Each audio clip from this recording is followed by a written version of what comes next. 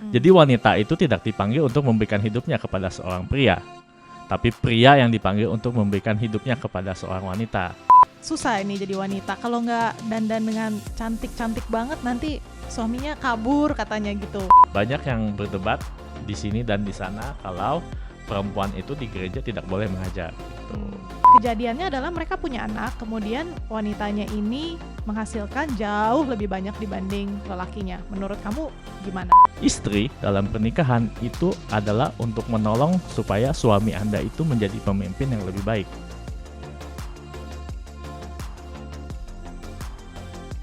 Halo teman-teman Gram semua, balik lagi sama kita Mary dan Febrian di Grace and Truth. Hari ini kita bakal ngelanjutin seri kita tentang pria dan wanita. Oke, kamu udah siap? Siap. Hari ini Siap akan dibabat. berat nih buat kamu. Oke, kita mau mempelajari ya tujuan Hawa diciptakan. Maka dari itu kita akan mengenal bagaimana peran wanita itu diciptakan gitu. Terus kita mau mempelajari juga dari Alkitab peran yang diberikan kepada wanita. Apa saja hal-hal yang wanita itu bisa lakukan, dan juga kita mau mempelajari hal-hal yang tidak dianjurkan untuk wanita lakukan. Kamu siap? Siap. Nah, saat ini kita akan membahas tentang peran wanita. Oke, kita baca lagi dari Yohanes 21. Ketika Petrus melihat murid itu, ia berkata kepada Yesus, "Tuhan, apakah yang akan terjadi dengan dia ini?" Jawab Yesus, "Jikalau aku menghendaki supaya ia tinggal hidup sampai aku datang, itu bukan urusanmu, tetapi engkau ikutlah aku." Mari kita berdoa. Tuhan Allah Bapa kami dalam surga, kami mengucap syukur Tuhan untuk kebaikan-Mu, untuk podcast kami ya Bapa, biar Engkau saja Tuhan yang memberikan kami pengertian, dan juga Tuhan kerendahan hati untuk bisa mengenal firman-Mu, dan juga bisa menghidupi Tuhan peran yang telah Engkau berikan kepada kehidupan kami. Di dalam nama Yesus kami berdoa, amin. Nah, ini disclaimer aja ya buat teman-teman yang pria, oke, yang pria. Tolong jangan gunakan hal-hal yang kita ajarkan pada saat ini untuk membashing wanita-wanita ya. Tolong dilihat podcast sebelumnya apakah yang harus kalian lakukan. Kalau kalian belum belajar itu dan menghidupi itu, tolong jangan digunakan hal-hal yang akan kita pelajari saat ini untuk merendahkan atau memaksa wanita melakukan hal-hal yang akan kita pelajari gitu. Dan juga ini kita mau tahu kalau kita semua ini tidak perfect ya, tidak ada yang sempurna, dan kita harus bisa mempelajari hal ini dengan kerendahan hati. Kalau Tuhan tuh maunya kita menghidupi kehidupan kita tuh seperti apa gitu. Jadi bukannya kita mau merasa paling hebat atau paling benar, dan juga bukan karena kita mengajarkan hal-hal ini kita bisa menghidupinya ya dengan sempurna ya. Dan juga ini disclaimer, saya tidak mau mengajari istri saya. Penting itu. Iya, jadi ini sebenarnya adalah yang kita lihat saja dari Alkitab ya mengenai peran seorang wanita. Nah, sebelumnya kita mau melihat dari Kejadian 1:27. Maka Allah menciptakan manusia itu menurut gambarnya. Menurut gambar Allah diciptakannya dia, laki-laki dan perempuan diciptakannya mereka. Allah memberkati mereka, lalu Allah berfirman kepada mereka, "Beranak cuculah dan bertambah banyak, penuhilah bumi dan taklukkanlah itu. Berkuasalah atas ikan-ikan di laut dan burung-burung di udara dan atas segala binatang yang merayap di bumi." Nah, jadi buat teman-teman yang belum belajar dari podcast kita yang sebelumnya, alangkah baiknya kalau mendengarkan yang kemarin ya. Jadi untuk memelihara dan menaklukkan, memiliki dominasi atas seluruh bumi itu untuk pria dan wanita. Ya. Jadi dua-duanya itu diberikan mandat oleh Allah untuk mendominasi atas dunia ini. Dan bagaimana cara kita mendominasi? Memelihara, merawat, menjaga, dan melayani. Jadi itu untuk dua-duanya, untuk pria dan wanita gitu. Jadi kita harus ingat kalau untuk dua-duanya, pria dan wanita, kita itu dipanggil Tuhan untuk mengusahakan dan memelihara dalam batas kehendak Tuhan. Ya. Nah, di situ sama tuh, pria dan wanita, kita dipanggil Tuhan untuk mengusahakan dan memelihara dalam batas kehendak Tuhan. Apapun itu yang ada di dalam dominasi kita. Tapi peran wanita itu berbeda karena di Kejadian 2 ayat 18 dikatakan, Tuhan Allah berfirman, "Tidak baik kalau manusia itu seorang diri saja. Aku akan menjadikan penolong baginya yang sepadan dengan dia." Nah, di sini kita bisa melihat kalau peran seorang wanita adalah untuk menjadi penolong atas pria. Jadi pria memang dipanggil untuk menjadi pemimpin. Dan di podcast sebelumnya kita mengerti tujuan pemimpin atau peran seorang pemimpin itu bukan untuk mengambil keuntungan ya dari yang mereka dominasi. Tapi mereka harus memberikan hidup mereka justru. Jadi wanita itu tidak dipanggil untuk memberikan hidupnya kepada seorang pria. Tapi pria yang dipanggil untuk memberikan hidupnya kepada seorang wanita. Wanita dipanggil untuk menjadi penolong bagi seorang pria. Nah, di sini kalau kita lihat menurut konteks pernikahan ya. Jadi panggilan seorang istri dalam pernikahan itu adalah untuk menolong supaya suami Anda itu menjadi pemimpin yang lebih baik. Ya. Nah, di PowerPoint aku tulis gini, tolonglah itu suami Anda untuk menjadi pemimpin yang lebih baik gitu. Jadi Siap, tolong. Jadi kalau kalian istri-istri yang melihat, aduh suaminya ini kalian tuh sebenarnya harus menolong mereka untuk menjadi pemimpin yang lebih baik. Bukannya dikritisinya dengan sadis ya, tapi harus diangkat gitu. Gimana sih Amin. sebenarnya cara menolong Nah, suami? bagaimana menurut caranya? kamu? Ya kamu jawab dong. Kamu mau Nah. ditolong sebagaimana? Nah, nanti gitu. kita belajar ya lebih lagi ya, apa yang menurut Alkitab bagaimana seharusnya seorang istri itu, bagaimana mereka bisa menolong suaminya atau mengangkat suaminya untuk menjadi pemimpin yang lebih baik. Siap? Siap. Oke. Nah, di sini dikatakan bagaimana caranya nih di 1 Petrus 3 ayat 1 sampai 2. Demikian juga kamu, hai istri-istri, tunduklah kepada suamimu, supaya jika ada di antara mereka yang tidak taat kepada firman, mereka juga tanpa perkataan dimenangkan oleh kelakuan istrinya. Nah, di sini kita bisa melihat bagaimana caranya menjadikan suami Anda menjadi pemimpin yang lebih baik dengan tunduk justru. Bukannya dengan kritik-kritik yang tidak menyenangkan di telinga. Tapi kritik masa nggak boleh? Boleh, sadis cuma nih. mungkin ada caranya ya untuk Ada menyampaikan caranya, kritik betul. dengan hikmat dan bijaksana. Jangan sampai Bos. berantem, oke? Lalu yang ayat selanjutnya. Jika mereka melihat bagaimana murni dan salehnya hidup istri mereka itu. Nah, dengan kehidupan kalian, dengan menundukkan diri, dan dengan kehidupan kalian gitu kan. Oh, aku nggak tahu di ayat 3 dan 4 ya. Kamu boleh baca deh 3 dan 4. Perhiasanmu janganlah secara lahiriah, yaitu dengan mengepang-epang rambut, memakai perhiasan emas, atau dengan mengenakan pakaian yang indah-indah. Tetapi perhiasanmu ialah manusia batiniah yang tersembunyi dengan perhiasan yang tidak binasa, yang berasal dari roh yang lemah lembut dan tentram, yang sangat berharga di mata Allah. Nah, jadi dengan apa? Dengan kelemah lembutan dan ketentraman ya. Nah, di bahasa Inggrisnya with the quiet spirit.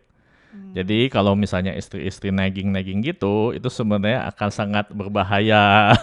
Karena nggak tahu kenapa ya, saya ini kan sebenarnya orangnya lumayan cuek ya. Ya. Nah, tapi kalau istri saya ngasih tahu sesuatu itu pasti jadi kepikiran terus tuh. Masa? Iya, contohnya aja misalnya pada suatu saat dibilang nafas saya bau gitu kan. Sampai sekarang pakai mouthwash saudara-saudara.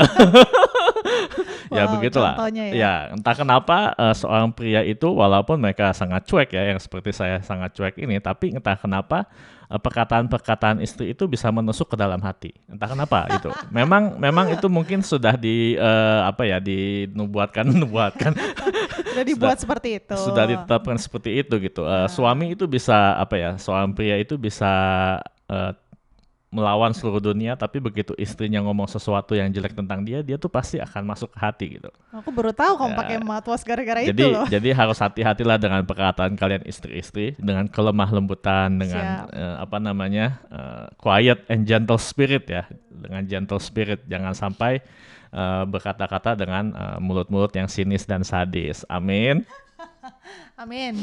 Amin. Nah, biasanya di culture yang patriarki, budaya yang patriarki itu biasanya wanita itu perannya itu pasti memasak dan menjaga anak ya biasanya ya. Entah kenapa di seluruh dunia, di Asia, di Afrika, bahkan di budaya barat juga dulu sebenarnya peran wanita itu kebanyakan adalah untuk menjaga anak lalu masak gitu. Ngurus rumah tangga. Ngurus rumah tangga ya. Tapi apakah itu hanya itu saja peran yang wanita boleh lakukan? Menurut kamu gimana? Enggak dong. Enggak dong. Enggak. Gimana? Soalnya aku enggak suka masak. Iya. Oke, kita mau melihat ya dari Amsal 31. Ini sebenarnya salah satu Amsal yang kalau misalnya cowok-cowok mau mencari istri nih, ini adalah Amsal yang harus dilihat kepada kalian kalau kalian mau melihat tipe-tipe atau karakter wanita yang sangat baik untuk menjadi istri. Nah, kita lihat saja di 31, aku skip ayatnya nggak apa-apa ya, tapi ini kita bisa melihat karakter-karakter wanita yang Alkitab itu puji. Gitu. Oke. Apa saja? 13. 31 ayat 13. Ia mencari bulu domba dan rami dan senang bekerja dengan tangannya. 31:15. Ia bangun kalau masih malam lalu menyediakan makanan untuk seisi rumahnya dan membagi-bagikan tugas kepada pelayan-pelayannya perempuan.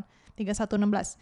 Ia membeli sebuah ladang yang diingininya dan dari hasil tangannya kebun anggur ditanaminya. 31:20. Ia memberikan tangannya kepada yang tertindas, mengulurkan tangannya kepada yang miskin. 31:22.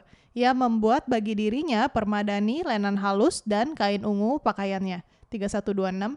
Ia membuka mulutnya dan hikmat, pengajaran yang lemah lembut ada di lidahnya.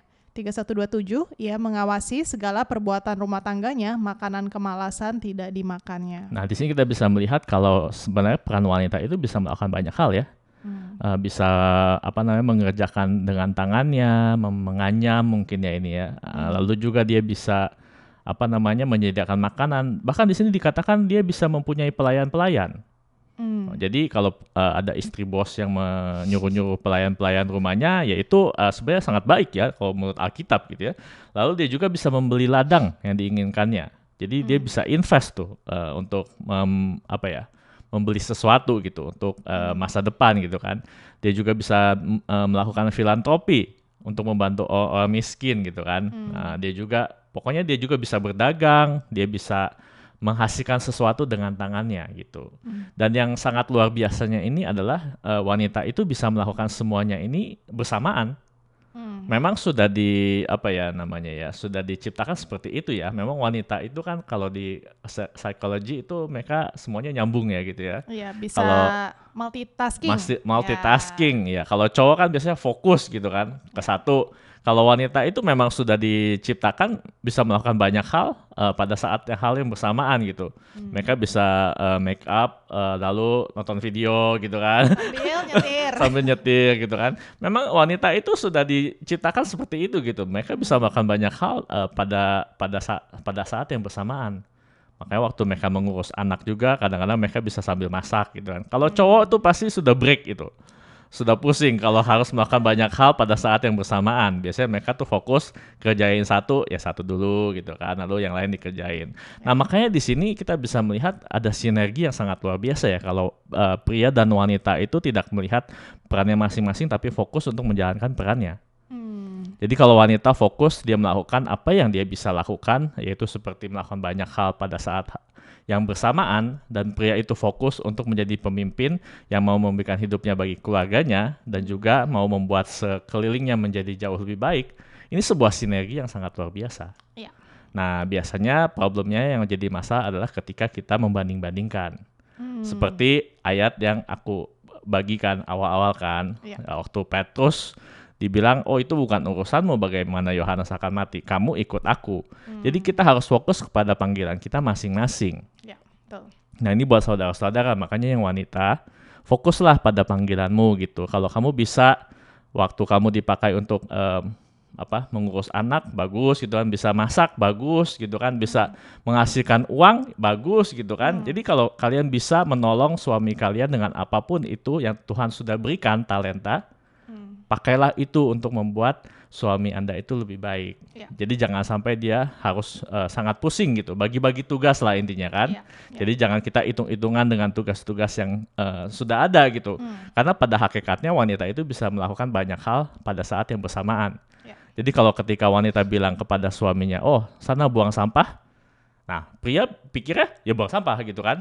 Kalau wanita pikirnya waktu kamu buang sampah mungkin kamu bisa kerjain yang lain. Iya, betul. Ya begitu. Makanya mungkin juga makanya problem dalam pernikahan juga seperti itu ya. Mungkin pria juga kalau misalnya dia bekerja, misalnya dia pulang, mungkin dalam pekerjaan dia sudah penat gitu kan. Lalu dia pulang dia lihat rumah berantakan. Nah, mungkin di dalam pikiran pria itu mungkin dia masih sabar dan takut Tuhan gitu kan ya. Oh mungkin istri saya sedang capek atau sedang sakit gitu kan. Yeah.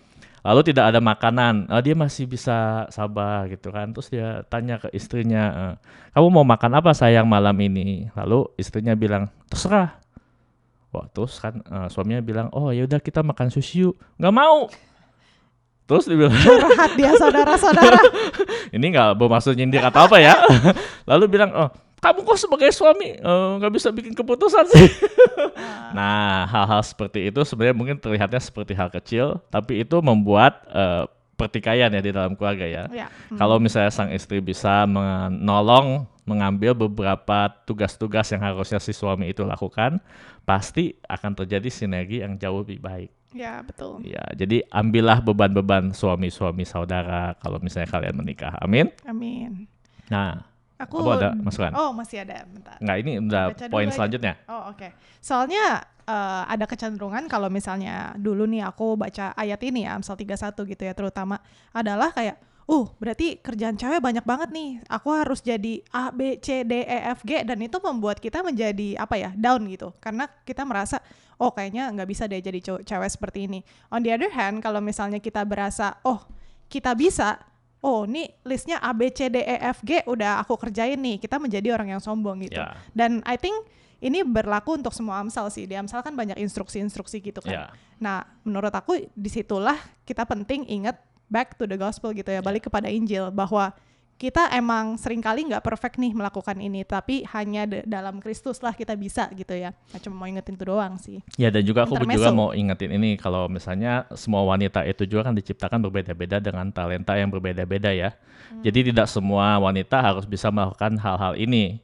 Ya. Cuma kan ini berarti aku mau menunjukkan ini kalau wanita tuh tidak harus selalu hanya cuma boleh masak dan jaga anak. Setuju. Banyak hal yang wanita bisa lakukan untuk membantu dan menolong suaminya untuk menjadi pemimpin yang lebih baik. Jadi luas lah ya. Jadi luas, jangkauannya luas. Jadi kalian cuma tidak harus diharuskan kan. Kalau patriarki kan tuh begitu kan. Wanita diharuskan, kita baru nonton Gadis Kretek. Jadi dia diharuskan tuh untuk di rumah gitu kan. Padahal dia nggak mau gitu. Jadi sebenarnya wanita itu jangkauan yang bisa mereka lakukan adalah sangat luas, saudara-saudara. Esensinya apa nih? Esensi dari ini. Nah, nanti kamu bakal bahas kan ini. Ya, jadi apapun yang ini di sini, jadi apapun yang kalian lakukanlah itu supaya kalian bisa menolong suami Anda itu untuk bisa menjadi pemimpin yang lebih baik. Karena di sini di Amsal 31 ini kita bisa melihat kalau suaminya itu menjadi pemimpin yang sangat baik di komunitasnya. Nah, bisa dibaca nih 31. Hati suaminya percaya kepadanya supaya suaminya tidak akan kekurangan keuntungan. Ia berbuat baik kepada suaminya dan tidak berbuat jahat sepanjang umurnya. Suaminya dikenal di pintu gerbang kalau ia duduk bersama-sama pada tua-tua negeri. Anak-anaknya bangun dan menyebutnya berbahagia, pula suaminya memuji dia. Banyak wanita telah berbuat baik, tetapi kau melebihi mereka semua. Nah, makanya suaminya bisa menjadi sangat luar biasa ya di mata komunitasnya karena ada istri yang menolongnya di rumahnya. Ya.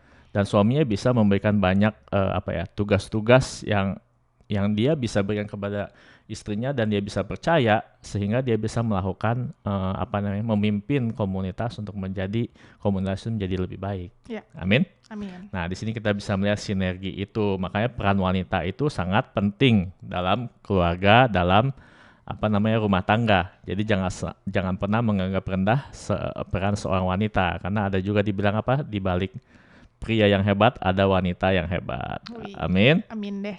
Amin. Nah, di sini kamu ada tambahan? Enggak. Nah, kita mau melihat peran-peran yang tidak dianjurkan ya menurut Alkitab ya.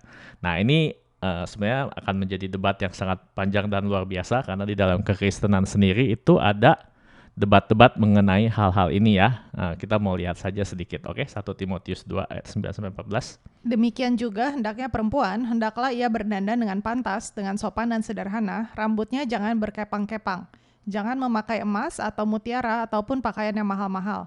Tetapi hendaklah ia berdandan dengan perbuatan baik seperti yang layak bagi perempuan yang beribadah. Seharusnya lah perempuan berdiam diri dan menerima ajaran dengan patuh. Aku tidak mengizinkan perempuan mengajar dan juga tidak mengizinkannya memerintah laki-laki. Hendaklah ia berdiam diri. Karena Adam yang pertama dijadikan, kemudian barulah Hawa. Lagi pula bukan Adam yang tergoda, melainkan perempuan itulah yang tergoda dan jatuh ke dalam dosa. Nah, ini ayat yang aku pakai kemarin untuk menyatakan kalau bukan Adam yang tergoda pertama-tama, tapi perempuan itulah yang tergoda dan jatuh ke dalam dosa. Ya. Ini juga sangat relate ya dengan suami takut istri tuh pertanyaan yang kemarin. Oke, nah ini kita bahas juga ntar ya. Yang pertama yang tidak dianjurkan adalah berdandan berlebihan. Haleluya.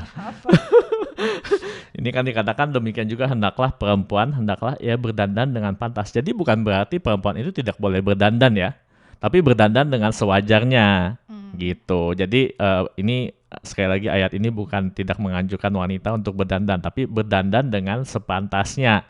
Kan ada tuh ya yang dinamanya trophy wife ya.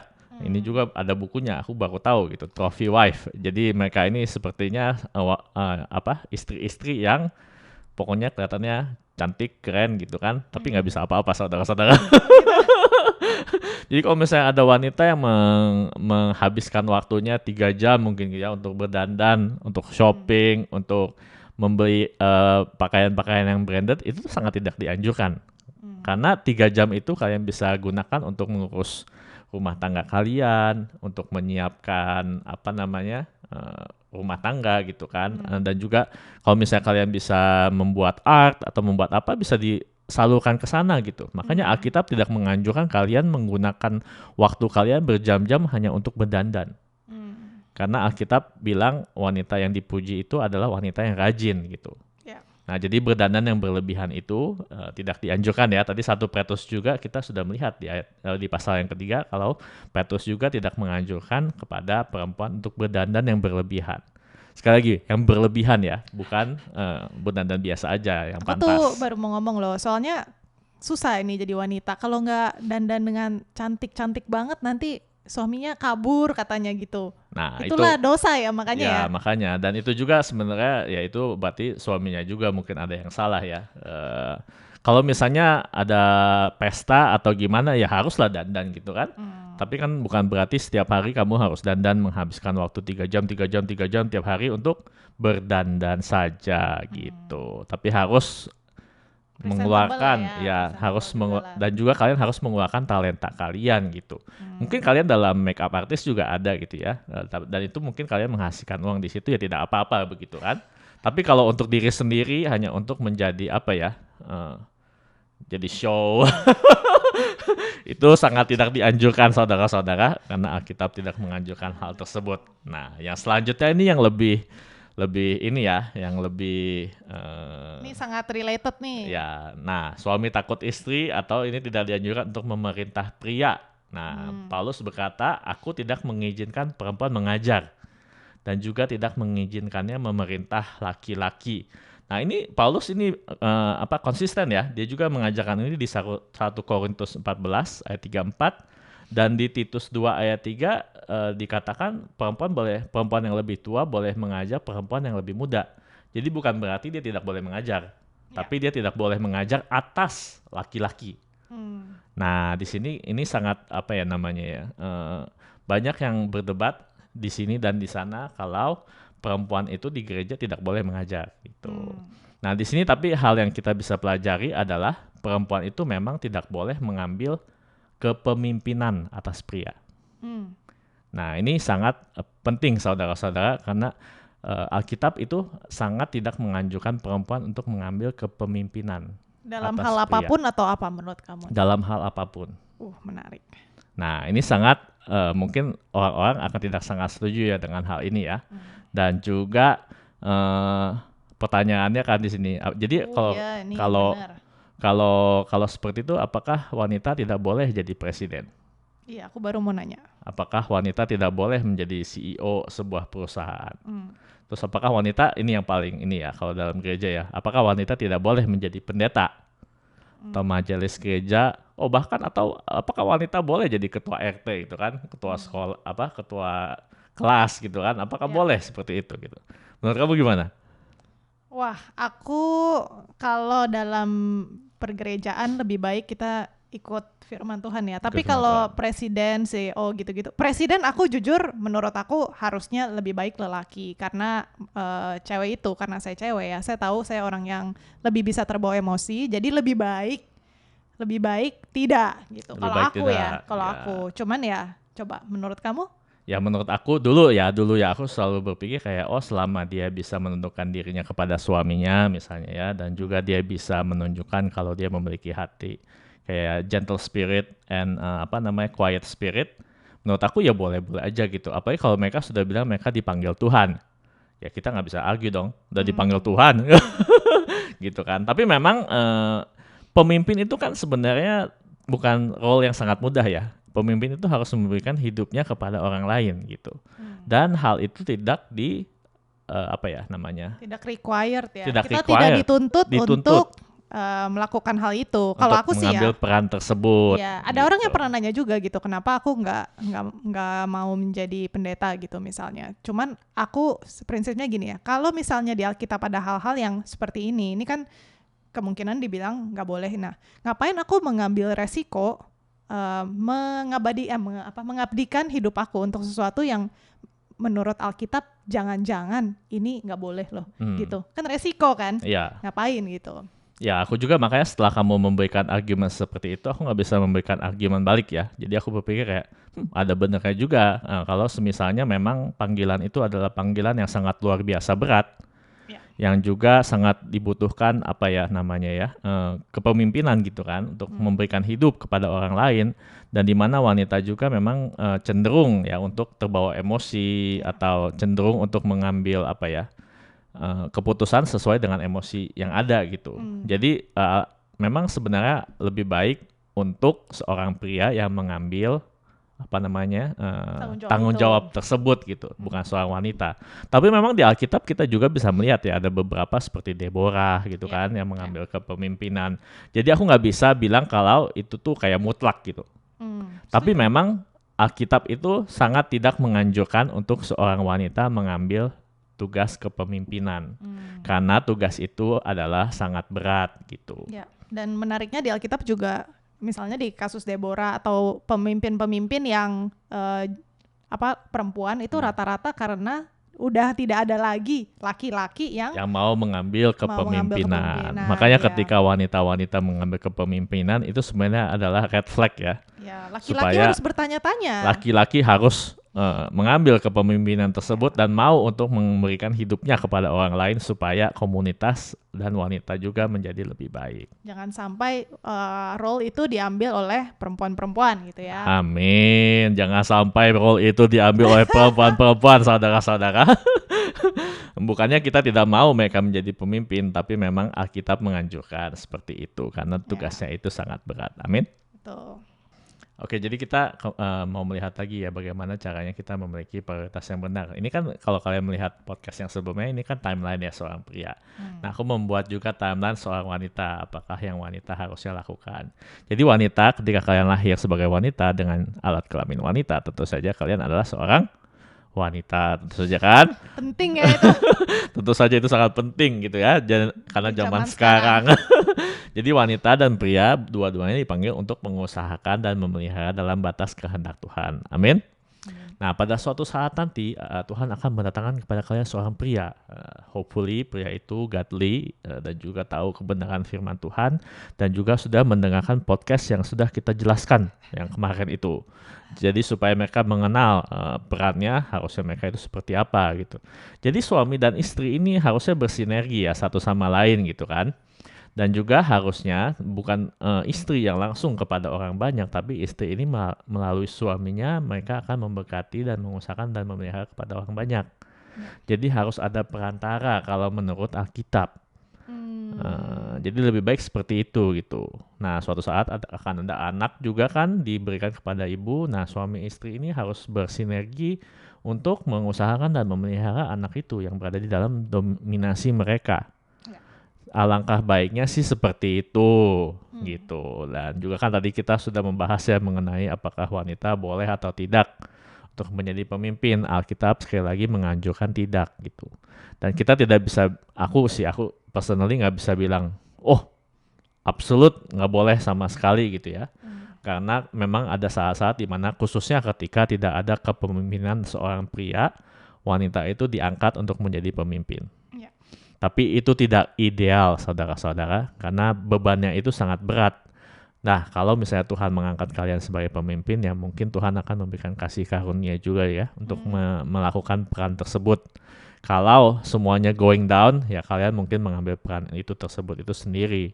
Karena pada mulanya lebih baik kalian itu menolong suami kalian untuk mengambil peran tersebut. Karena dia yang bisa menanggung tanggung jawab itu gitu. Makanya terakhir aku juga mau bilang come home gitu. Ini adalah peran yang diberikan kepada seorang wanita. Memang tugasnya itu mungkin aku mau bilang tugasnya lebih berat ya. Sebenarnya untuk mendudukkan diri itu sangat berat loh. Yang satu disuruh untuk memberikan hidupnya, yang satu disuruh untuk mendudukkan diri. Nah, dua-duanya itu tidak gampang. Dua-duanya tidak gampang dan dibutuhkan sebuah kerendahan hati dan kasih karunia dari Tuhan untuk melakukan dua-duanya peran tersebut. Ya. Untuk bisa berada di belakang layar ketika suaminya itu memimpin komunitas, itu sangat tidak mudah gitu. Nah, juga untuk memberikan hidupnya juga tidak mudah gitu. Jadi dua-duanya dibutuhkan untuk bersinergi. Nah, di podcast selanjutnya nanti aku akan menjelaskan mengenai sinergi antara pria dan wanita.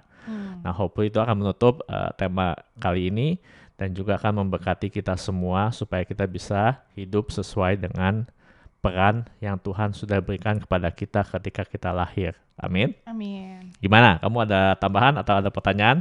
Aku ada pertanyaan. Nah, ini kan idealnya seperti ini, tapi kan kita tahu dunia ini kan nggak ideal gitu ya. Nah, what if kalau misalnya ada satu keluarga nih, wanitanya dan suaminya bekerja gitu, karena sekarang susah ya kalau misalnya gaji cuman single gitu. Nah, kejadiannya adalah mereka punya anak, kemudian wanitanya ini menghasilkan jauh lebih banyak dibanding lelakinya. Menurut kamu gimana? Wah, makanya ini kita harus mengerti mengenai konsep yang sudah dijelaskan tadi ya. Jadi menolong itu bisa dengan berbagai cara.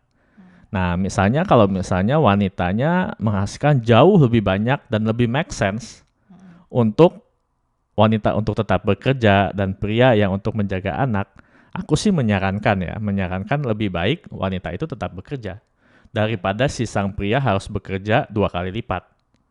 Jadi dia bisa menjaga anak dan juga waktu yang mereka harus korbankan tuh lebih sedikit kan. Kalau semisalnya si wanita itu yang bekerja. Ya. Nah, tapi keputusan itu harus datang dari si pria. Oke. Itu sangat susah saudara-saudara, membutuhkan pria yang sangat rendah hati dan tidak consume ya dengan karirnya ya. Untuk bisa membuat keputusan seperti itu. Karena memang kita hidup kan di zaman yang dimana pria itu memang harusnya the breadwinner ya. Nah, makanya keputusan itu harus datang dari sang pria. Kalau itu datang dari wanita, percayalah kalian akan berantem. Nah, makanya ini sangat sulit ya. Menurut kamu gimana? Kalau kamu sebagai seorang wanita nih, kamu melihat seperti itu, bagaimana cara kamu menyampaikan hal itu kepada sang pria? Ayo. Ya biasanya ya, ini kayak aku sama kamu juga gitu. Aku akan membuat suaminya itu berpikir dan datang ke kesimpulan tersebut. Wow, bahaya sekali.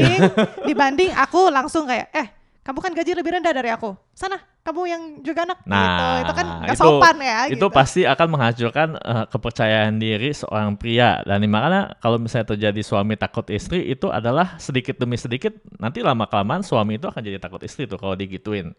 Nah, lebih baik sebagai seorang wanita, walaupun kalian memiliki penghasilan yang jauh lebih besar daripada si sang pria, kalian bisa dengan kerendahan hati, dengan kelemah lembutan untuk menyampaikan hal tersebut gitu. Iya. Mungkin dengan pertanyaan gitu ya. Pertanyaan. Contohnya. Gimana? Hani, kan aku udah kerja udah lama nih, udah 10 tahun. Kamu kan baru mulai 2 tahun. Makanya ya gaji nominalnya lebih dikit nih. Menurut kamu gimana? Gitu. Nah, gitu ya. Terus kamu bilang ya, sebentar lagi kita akan punya anak nih. Harus ada satu yang di antara kita yang menjaga di rumah. Biar dia memikirkannya sendiri. Ya. Karena pada naturnya emang gimana ya? Ya naturnya emang mungkin cowok juga kan tahu lah gitu. Iya. Dan juga kalau misalnya ya harus dibikin make sense ya. Sebagai seorang pria juga harus membuat keputusan dengan tidak menggunakan emosi ya. Kalian harus logis, harus berpikir ya memang kalau misalnya saya menghabiskan waktu lebih banyak untuk bekerja, kalian akan neglect family kalian gitu. Dan kita kan memang dipanggil untuk membuat apa yang ada di dominasi kita untuk menjadi lebih baik kan. Nah itu kalau Tuhan memberikan anak, jadi kita juga dipanggil untuk membuat anak kita itu menjadi lebih baik. Ya. Kalau penghasilannya berkurang jauh lebih banyak karena kalian memaksa istri kalian untuk berhenti kerja dan jaga anak di rumah, ya kemungkinan besar kan kalian tidak bisa mengeluarkan uang lebih untuk anak-anak kalian kan. Iya. Nah makanya itu harus membuat keputusan itu loh. Nah makanya sebagai suami juga harus membuat keputusan yang sangat berat. Nah tapi ini juga masukan ya untuk para wanita, untuk para istri. Ya kalau misalnya seorang pria membuat keputusan seperti itu ya harus apresiasi. Jangan sampai kalian di tengah-tengah keluarga kumpul-kumpul bilang, oh suami saya nggak kerja jaga anak, dasar kayak cewek gitu kan. Ya tentu saja kalau kayak begitu ya menginjak-injak dignity seorang pria ya, apalagi kalau itu datang dari mulut seorang istri loh. Iya. Yang tadi aku udah bilang ya, aku orangnya walaupun aku cuek, yang kamu omongin tuh bisa nusuk gitu ke hati Efek aku ya, gitu ya, gitu. nusuk ke hati. Jadi seorang wanita juga harus hati-hati dengan mulut kalian gitu. Memang di Alkitab juga banyak warning ya mengenai hal tersebut gitu. Jadi harus hati-hatilah dengan bagaimana cara kalian menyampaikan sesuatu supaya hal itu tidak membuat suami kalian menjadi pemimpin yang hancur dan terpuruk gitu. Tapi kan harus membangun mereka untuk menjadi suami yang lebih baik. Amin. Nah, tapi ini juga situasi kayak gini kan juga tergantung respon suami ya, dan makanya menurut aku indah banget kalau misalnya pernikahan itu kita mulai semuanya dengan Kristus ya. Ya, harus memulai dengan Kristus, dengan iman yang benar ya, dan juga mengerti peran-peran yang Tuhan berikan kepada kita. Iya, amin. Ya, amin. Ada lagi? Udah, mantap Itu sekali. aja. Ya, jadi nanti next time kita akan melihat sinergi antara pria dan wanita, bagaimana kita harus menjalankan peran semuanya ini supaya kita bisa membuat dunia ini lebih baik. Amin. Amin. God bless you.